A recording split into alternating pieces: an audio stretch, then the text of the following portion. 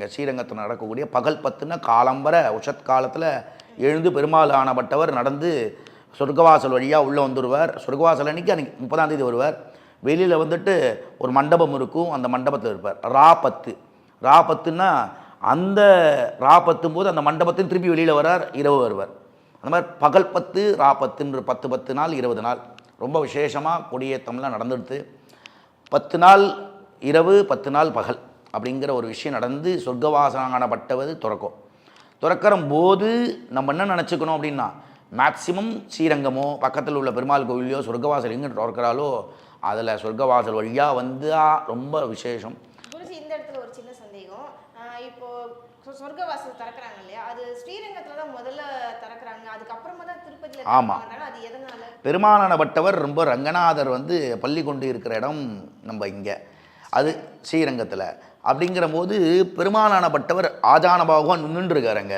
எல்லாருக்கும் தரிசனம் கொடுத்துட்டு தன் கடனை அடைக்கணும் அப்படிங்கிற குபேரருக்கு அடைக்கணுங்கிறதுக்காக இவ்வளோ பேரை பார்த்தா இன்னும் பார்த்து முடியல, அவர் அங்கே நின்றுட்டுருக்கார். அவராகவே ஒரு ஆக்கியம் சொல்கிறார், இங்கே சொர்க்கவாசனானப்பட்டது இங்கே கலியுக க்ஷேத்திரம் அப்படிங்கிற சொல்லும்போது ரங்கநாதர் ரூபமும் அவர் தானே. ரங்கநாதராக இங்கே பள்ளி கொண்டு இருக்கிற போது ரெஸ்ட் எடுக்கிற இடமா இங்கே கடலுக்கு பக்கத்தில் இருக்கிற போது முதல் சொர்க்கவாசல் இங்கே திறக்கிறது அந்த காலத்துலேருந்து விதித்தது. அந்த சொர்க்கவாசல் விதிக்கிற ஒரு இடத்துல முதல்ல வந்துடுறார். அதுக்கப்புறம் மலைக்கு மேலே ஹில்ஸ்க்கு மேலே சொர்க்கவாசல் திறக்கிறது ரொம்ப விசேஷம். நம்ம எல்லாரும் உடனே போயிட்டு திருப்பதி போய் தரிசனம் பண்ண முடியாது இல்லையா.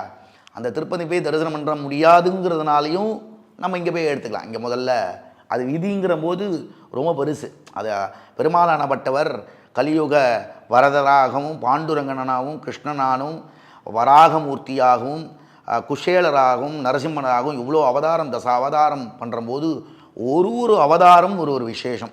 அந்த மாதிரி இந்த ரங்கநாதரானப்பட்டவர் பள்ளி கொண்டு இருக்கிறவர் இங்கே முதல்ல சொர்க்கவாசல் திறந்து இங்கே ஆக்ஞமன்னு அடுத்த க்ஷண மாத்திரத்தில் அங்கே திறப்பா. இங்கேருந்து கொடைகள்லாம் போயாச்சு. எல்லோரும் புரட்டாசி மாதமே கொடையெல்லாம் போயிருக்கும்.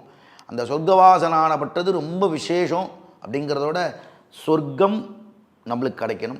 நரகத்துலேருந்து சொர்க்கம் இந்த வருஷம் எவ்வளோ கஷ்டங்க தான் நரகம் இல்லையா. ஒரு கஷ்டப்பட்டு போராடி ஒரு வீடை வாங்கியிருப்போம், போராடி ஒரு விஷயத்தை நடத்தி வச்சுருப்போம்.